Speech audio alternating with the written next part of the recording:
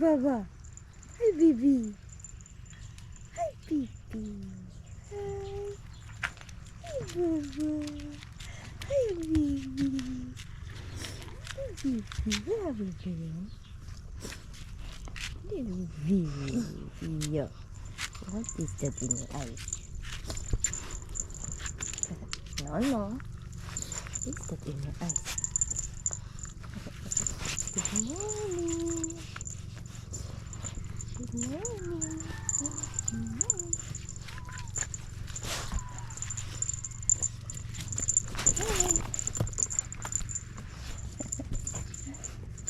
Tulsi, you're so hyper, bro. Where have you been? Huh? Where have you been? Where have you been? Where have you been? You're so handsome. Look at that. So handsome face.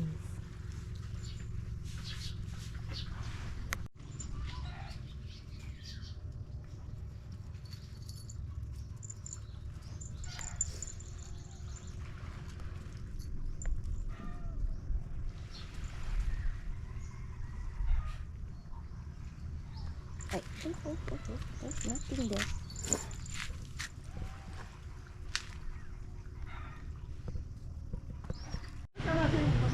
Witam serdecznie, Aleksander Wojtysiak, Między Światami, życie na Filipinach. Kolejny dzień, niedziela. Dzisiaj w planach na pewno podjechać do samochodu, zobaczyć, czy udało się go naprawić, czy wymaga jakichś dodatkowych napraw. Jak zwykle na początku dziękuję za wszystkie komentarze, lajki i subskrypcje. Dzisiaj przyjechali znowu do nas płetwonurkowie. Przyszli, spytali o zgodę, zaparkowali sobie przy drodze. Ale już rozmawiałem z żoną, jak będą wychodzili z wody, złapę tego instruktora i porozmawiam z nim, że mają drogę otwartą.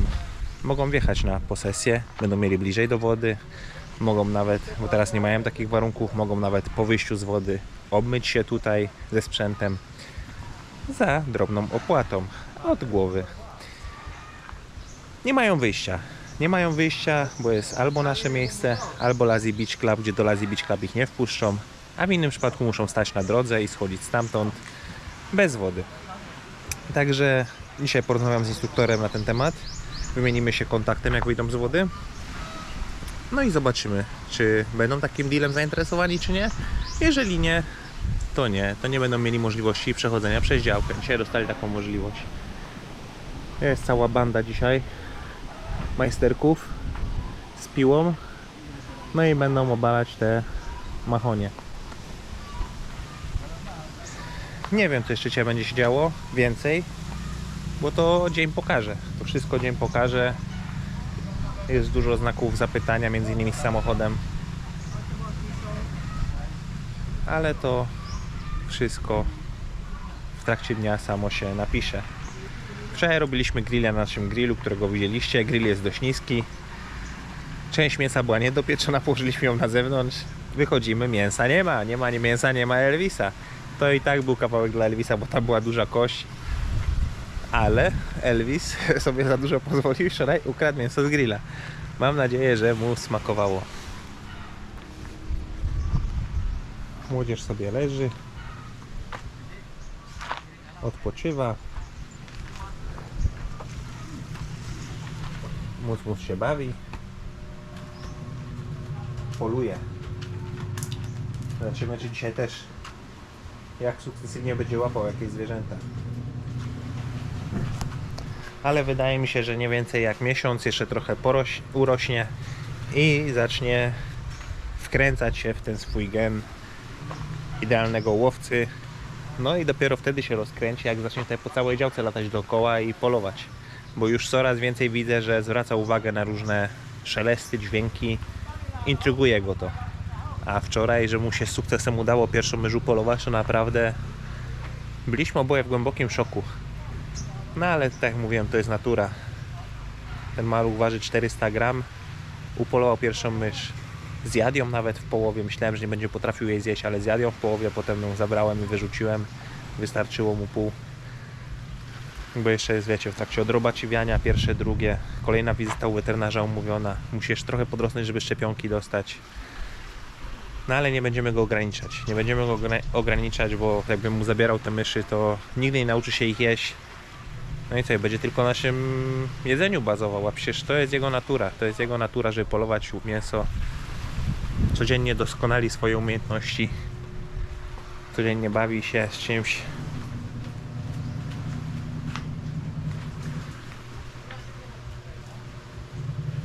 Co tam, łowco?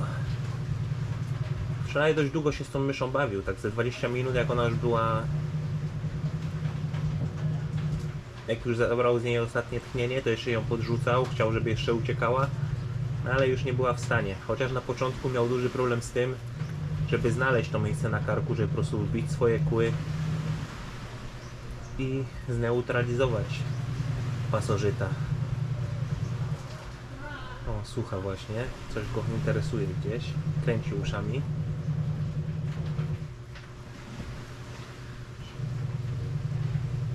Co tam, łowco? Mus, mus. Mus, mus.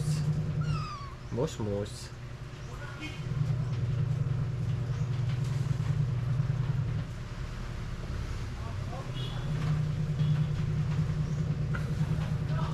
Pięknie załatwia się do kuwety albo na dworzu. Rośnie, widać, że już jest większy. Jest jeszcze rano. Jest jeszcze... O. Energii ma tyle, że... I zaczyna powoli z większą odwagą atakować szczeniaki, bawić się z nimi. Jak gdzieś Rosie przebiega, szczególnie Rosie, bo ona ma więcej sierści. Jak Rosie gdzieś przebiega, to wskakuje jej na grzbiet. Stulpin bawił się cały czas, kiedy ją podzieliśmy, a teraz coraz więcej już wykazuje własne inicjatywy, zaczepiając szczeniaki tak po prostu bezczelnie. Jeszcze trochę urośnie, że ty im dasz popalić. No, teraz mają przewagę wzrostu, ale jeszcze troszkę. I ty tu będziesz wszystkich po kątach ustawiał.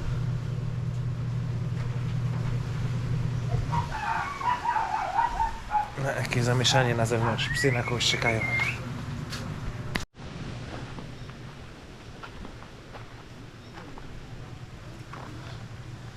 O, będą się panowie zabierali do obalania pierwszego drzewa. Jest i wujo, kanclerz.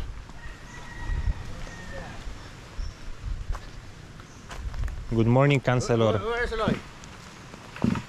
She's asleep? inside. No. Oh, dali go. Wydawało mi się, że żona śpi i piły nie uruchamiali, Yan na naghapon, Bart. ale nie śpi. Yan na naghapon.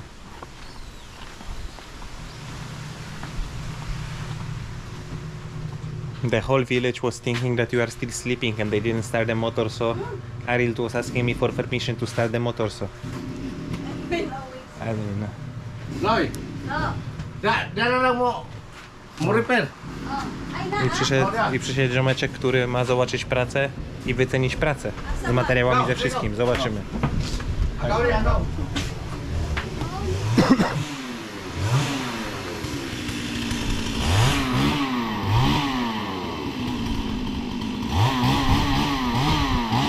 Zobaczymy, z której strony on by ją ciął, bo jeżeli oni ją naciągają, no to wiadomo, tak jak on teraz stoi, ten w różowym swetrze,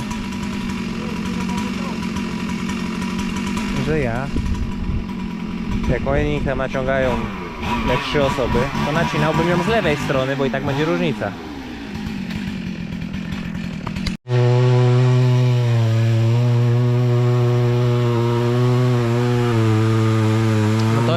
No to pierwsze drzewo jest najgorsze. I widać, że może pójść po papai. Jest najbardziej wychylone w stronę plaży.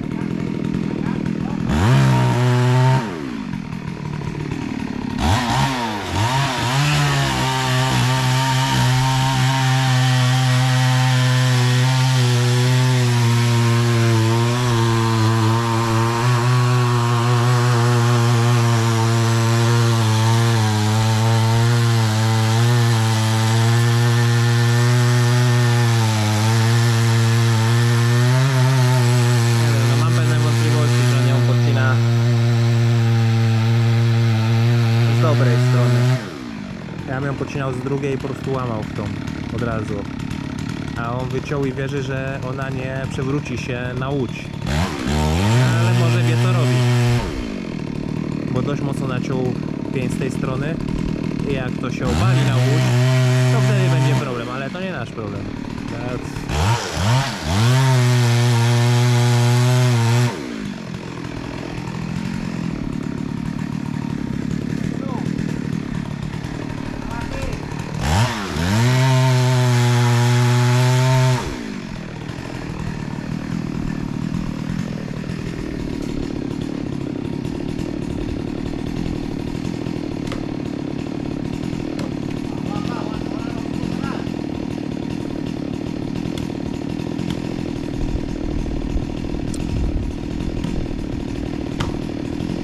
No i ciekawe, czy jak to żołbę się obalało, czy przy okazji wężów z wodą nie uszkodzi.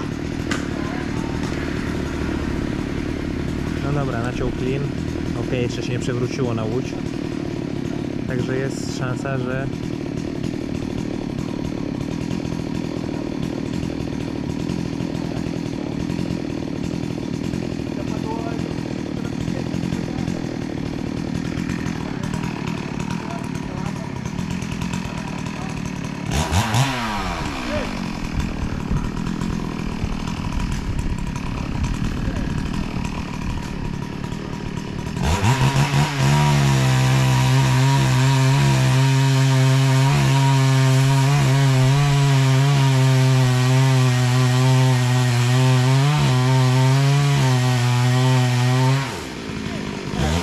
ono się przewróci bardzo nieprzewidywalnie. Zdarzało mi się drzewa obalać w Norwegii prywatnie różnym klientom. No i nigdy nie zdarzyło się, żebym coś uszkodził. Zawsze się obalało tam, gdzie chciałem. A tu wydaje mi się, że nie ma na to jakiegoś naszego pomysłu, że ono ma upaść dokładnie. Optymalnie byłoby ją położyć tutaj.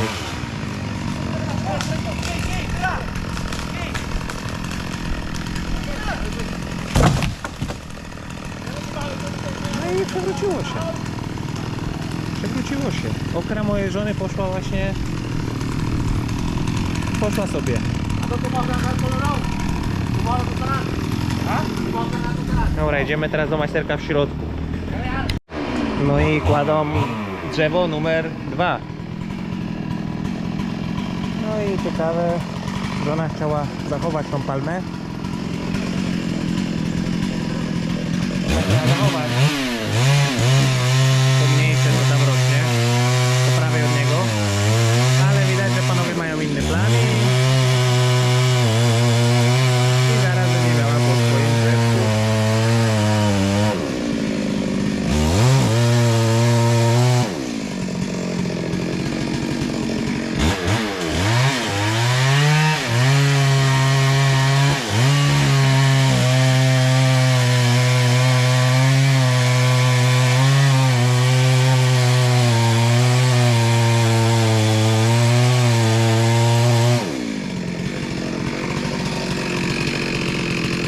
Oni chyba w ogóle na miejscu będą mi drewno z tego robić, bo pytali już się o wymiar.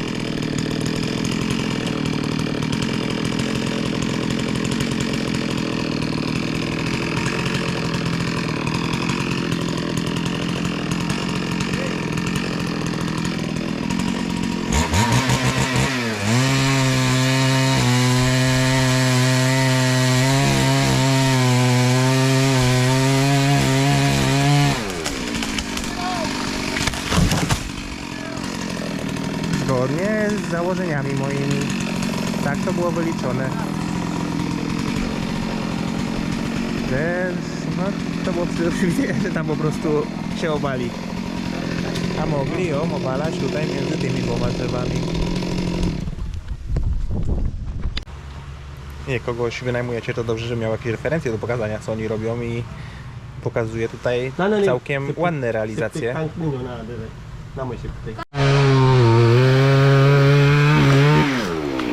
I trzecie. O.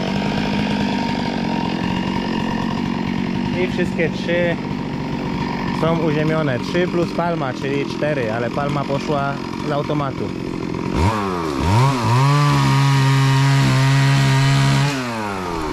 No i będą to rzeźbić 2 cale na 3 cale. Trochę więcej niż to, co ja używam na ściany. No ale wiadomo, to nie będzie idealnie cięte, bo nie mają takiej możliwości. Więc potem ewentualnie to będę heblował i jeszcze dorabiał sobie piłą. Problem jaki tutaj może być, takie drewno mahoniowe też nie nadaje się bezpośrednio do użycia po ścięciu, powinno przeschnąć. Można by je było zostawić na sezonowanie na 2 lata pod dachem i wtedy byłoby ok. Ale są też metody w internecie, widziałem, żeby zrobić wielkie palenisko. Jak już drewno będzie pocięte, podpalić pod tym paleniskiem, zrobić takiego grilla do drewna i suszyć je w taki sposób. No ale zobaczymy, jak to się zrobi i co z tego będzie, bo sam nie wiem. Sam nie mam pojęcia. No ale wszystko jest na glebie. I kolejne pięki, których będzie trzeba się pozbyć, ale z tym to będzie zabawy bardzo dużo, bo to drzewo było dopiero co żywe. To nie jest takie próchno jak tam, poza tym jest blisko domu, więc będę musiał je obkopać i jakoś wyrwać. Czas pokaże, wszystko czas pokaże. Dobrze, rozmawiamy z majsterkiem od nurkowania i mamy deala. Już wiedzą, że mogą do nas przyjeżdżać na działkę, za drobną opłatą parkować pod samym morzem praktycznie. No i też w przyszłości, jak ja będę sobie robił kursy, to też mogę sobie z nim już jakąś relację zawiązaliśmy. Także są pozytywy. Są pozytywy. Pierwszy taki zarobek znikąd na Filipinach będzie właśnie z nurków, którzy będą sobie przyjeżdżali. Przyjechał wujo kanclerz, rozmawiał z mechanikiem i do mechanika będziemy jechali dopiero jutro po lunchu, bo jest więcej pracy z chłodnicą niż było zakładane. Także jestem uziemiony. Jestem dzisiaj uziemiony. Tam chłopaki coś mierzą, będą to drewno cieli. 2 na 3 cale będą robili belki z tego dla mnie.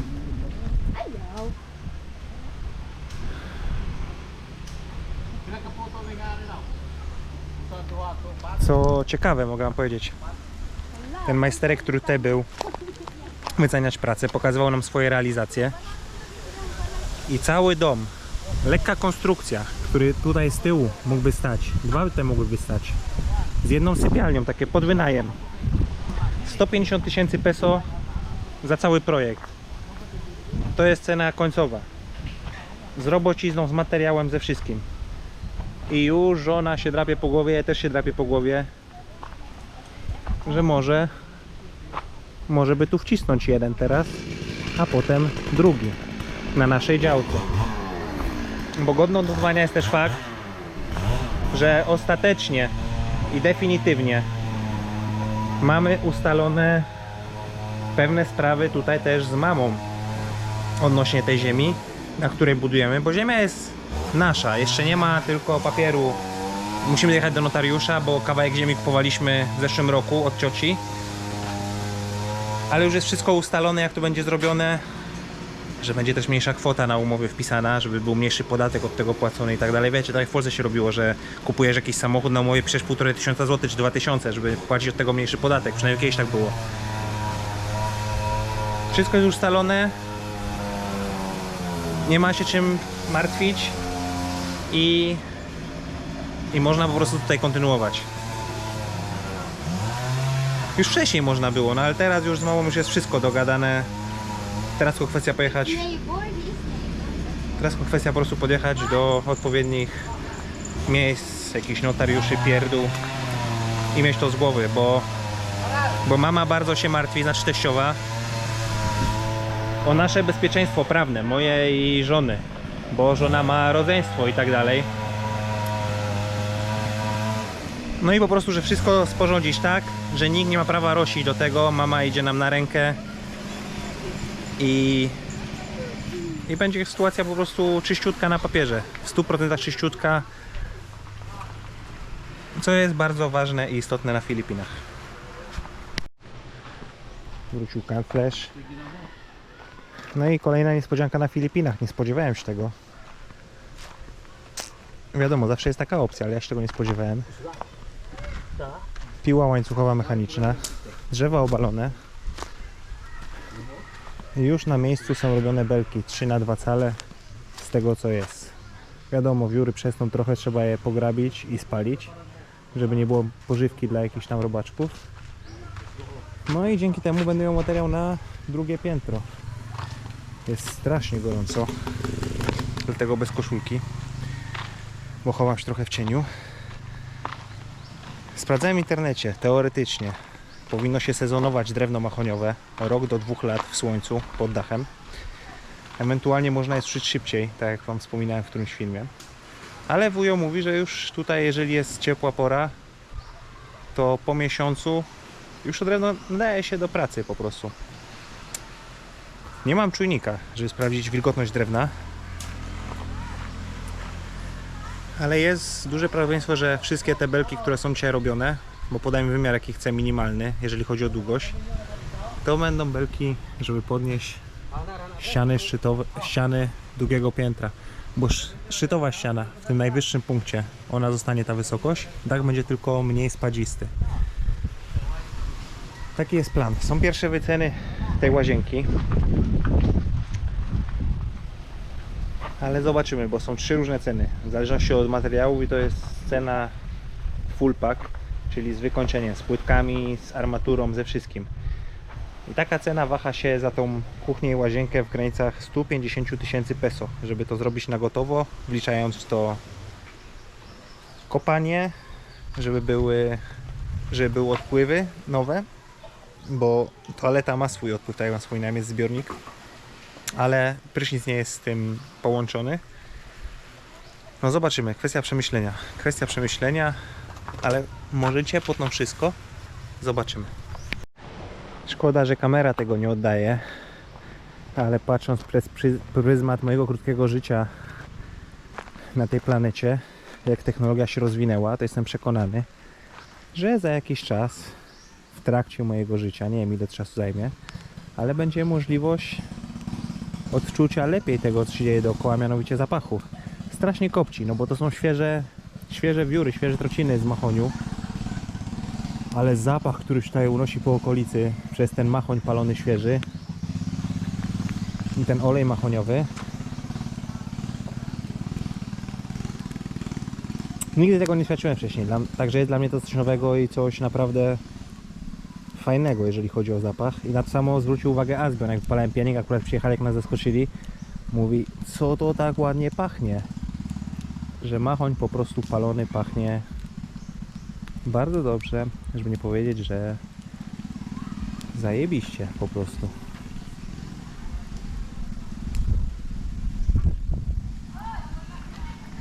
Wszystkie belki, które leżą, przeniosę potem, jak już potną, teraz pojechali na przerwę, jak już potną resztę, to przyniesie się potem tam od plaży pod dach i tam sobie będą leżały i schły, owiewane ciepłym morskim powietrzem.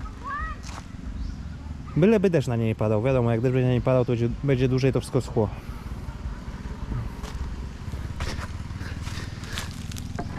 No całkiem nieźle. Są ślady po pile, ale to się tu się trochę przehebluje, tam się trochę przehebluje i będzie dobry materiał. Wszystko ma co najmniej 2,40 długości, czyli idealnie na te ściany tom i od plaży, żeby to wszystko podnieść. Ale Saigon. A tu jest cała korona ze 3 drzew leży. Część tego drewna już wujo z ciocią mówili, że w maju jest wielki reunion, spotkanie całej rodziny mojej żony i teściowej, Ducha Langsot, i przyjeżdżają z całego świata, z Ameryki właśnie i tak dalej, naleczona. Także w maju będzie wielka fiesta rodzinna i spotkanie po latach. A tu wypalamy sobie kolejny pieniek. Jest czym palić, to palimy. Piwko dla majsterków zimne. Już nie będzie zimne, bo stoi w słońcu. Moje narzędzia, bo w jednym pieńku, tym co stał tutaj, była obręcz do koszykówki, znaczy obręcz, tablica, obręcz już nie było. To było na gwoździe, no i gdzie gwóźdź piła łapała, trzeba było hechłać to drewno, żeby wyciągnąć gwoźdź, żeby piła się nie psuła, łańcuch żeby się nie psuł, żeby zębów nie tracił. Ale z tymi dwoma pniami tutaj to będzie zabawa, bo ten trzeci to już jest poza naszą działką, to niech oni się z tym męczą, myślę. Ale tego cwaniaczka wziąć i wykopać, żeby go spalić. W najlepszym wypadku 1 dzień pracy, w najgorszym 3. Wszystko czas pokaże. A docelowo będzie właśnie taki kamyczek z koralem, ten z plaży zebrany, wysypany tutaj i na całym podjeździe.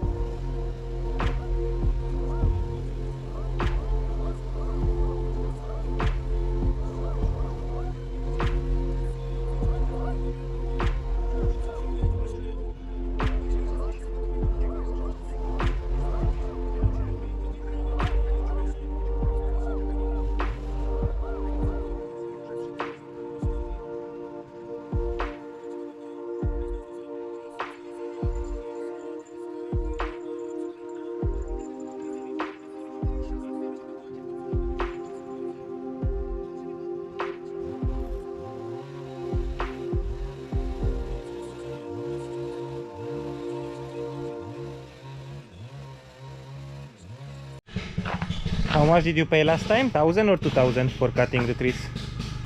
The first time. 1,000 for taking the branches. No i dobrze. Skończyli na cierżnięcie, co jest bardzo pozytywne, ponieważ cały dzień ta piła. Nic dziwnego, że mężczyźni na Filipinach żyją krócej niż kobiety i generalnie krótko, tam 65 to jest chyba taka średnia umieralność mężczyzn. Żadnych słuchawek, niczego i tą piłą cały dzień jazdy. Co ciekawe, pocięli materiał w belki. Wiadomo, one nie są idealne, no ale już jest dużo łatwiej coś z nimi zrobić niż z kłodą. I zapłatę liczyli na podstawie tego, ile sztuk jakiego drewna przygotowali. Jak widzicie, reszta drewna jest pocięta na mniejsze kawałki, ale no tak już można je przenieść po prostu. No więc daję wam 5 sekund na zastanowienie teraz, ile za taką pracę wzięli pieniędzy. Ostatnio za ścięcie korony wszystkich 3 drzew zapłaciliśmy 1000 peso, było to 1 dzień, 2 ludzi. No i dzisiaj przyjechali i pracowali od rana. What is the time now, babe? Jest godzina 16 teraz, a przyjechali jakoś o 9 czy o 10, także też można liczyć cały dzień. Dobra, już wam mówię. 1608 peso. Jak zwykle będzie tutaj napisane, ile to jest w złotówkach. A teraz trzeba trochę tutaj uprzątnąć. Z tego drewna może coś się jeszcze wykorzysta. Te długie pionowe, w miarę proste, będzie można użyć też ewentualnie, żeby tutaj zbudować sobie jakieś rusztowanie potem przy domu. Tam to drewno co leży na hałdzie, no to wiem, już wuj się mówił, tak jak mówiłem wam, w maju jest fiesta, będzie na czym grillować leczona narożnie. Trzeba te wszystkie trociny, szczególnie trociny, pozbierać, bo to wiadomo, pożywka dla różnych zwierzątek. To drewno trzeba przerzucić na stronę, to co jest pocięte pod wymiar przenieść tam naprzód pod dach. Nad tą część ta też będzie rozbierana, żeby tam leżało w cieniu. No, może nie tyle, że w cieniu, tylko żeby pod dachem leżało, że jak będzie padało, żeby to więcej wody już nie piło, niech to sobie schnie. W międzyczasie jak będę pracował po prostu w środku. Ta palemka, no co, do pocięcia i do spalenia. A teraz takie kopce z tych trocin i wypalają pieńki. Bo tak jak jeden z tamtych pieńków, który był tam, tylko pograbiłem te wszystkie gałązki, liście co tu leżą i to zdążyło wypalić pień, bo trzyma taką temperaturę w środku, to myślę, że te trociny jak one tak będą się tliły, paliły, to, że one też te pięki dość ładnie nadpalą i też się wykorzysta, nie ma takiego dużego płomienia, można się po prostu bawić. Dobrze, biorę się trochę za sprzątanie tutaj, bo czysto teoretycznie jutro jedziemy odbierać samochód, no i jutro trzeba mieć tu w miarę uprzątnięte. Dobrze, wszelkich moich widzów, botaników, ogrodników, ludzi z doświadczeniem. Proszę Państwa, czy jest możliwe, aby odratować tą palmę? Jak widzieliście, została dzisiaj złamana przez oblające się drzewo. Został szczyt. Wsadziłem go do wiadra z wodą. Zobaczymy, co się stanie w związku z tym. Ale czy jest szansa, żeby taką palmę odratować?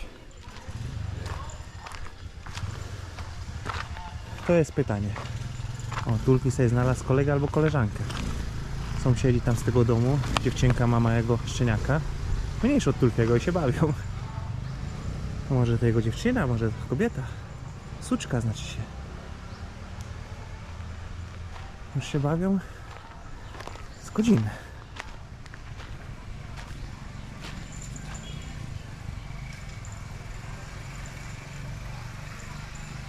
Ale Tulki to jest naprawdę... To jest piesek kochany. Ze wszystkimi mniejszymi zwierzętami bawi się z jakimś umiarem, z delikatnością, bo Rosie to czasem idzie jak czołg. Tak samo w kota, idzie jak w czołg. A to chyba przez to, że tak jak wam mówiłem, on był najmniejszy z miotu, już sam dużo rzeczy doświadczył. I gdzieś chyba mu się to kodowało w głowie, żeby być po prostu miłym dla mniejszych. Tak jak pozwala kotu ssać brodawki. Takie głupie rzeczy czasem, ale po prostu pozwala sobie na głowę wejść musowi. A Rosie, tak mówię, jak czołg, tak mniej. Ona nie ma takiej zażyłości z kotem, ale Tulfi ma ogromną zażyłość z kotem już. Pod wieczór, po skończonej pracy, wujo podjechał. Pyta się, czy napijemy się piwa. Zaprosiliśmy wuja i ciocię, wujo przed żoną i siedzimy sobie przy piwku. Ja się dzisiaj nie napracowałem, ale dość sporo zostało zrobione. Daje mi to jakiś wewnętrzny spokój, że nie muszę jeździć szukać drewna, a jest z tym problem. Uwierzcie mi, że mahonie jest ciężko znaleźć, bo to drewno dość długo dorasta. Generalnie farma mahoniowa to jest dobra inwestycja, jak masz duży hektar ziemi, żeby zasadzić te drzewa, niech one sobie zapomnieć o tym na 10-20 lat i do ścięcia. Ale jest problem z drewnem mahoniowym. Jeden z widzów chce się budować na Filipinach i szukał, jak powiedziałem, tylko drewno mahoniowe, że nie palmowe. Ogromna cena. 100 tysięcy peso za samo drewno. Ja już ten komfort mam, że już drewna mam trochę swojego, które będę mógł korzystać na drugim piętrze. Także to jest pozytyw dnia dzisiejszego. Ognisko cały czas się pali, te trociny i to wszystko. Dziękuję wszystkim, którzy dotrwali do końca. Dziękuję za wszystkie komentarze, jak zwykle. Szczególnie stałym widzom, bo widzę, że są stali widzowie, którzy komentują wszystkie filmy i wspierają jak tylko mogą. Dziękuję za lajki, dziękuję za subskrypcję. Pozdrawiam Was serdecznie. Zobaczymy, co przyniesie jutro. Aleksander Wojtysiak, Między Światami. Życie na Filipinach. Na razie, cześć.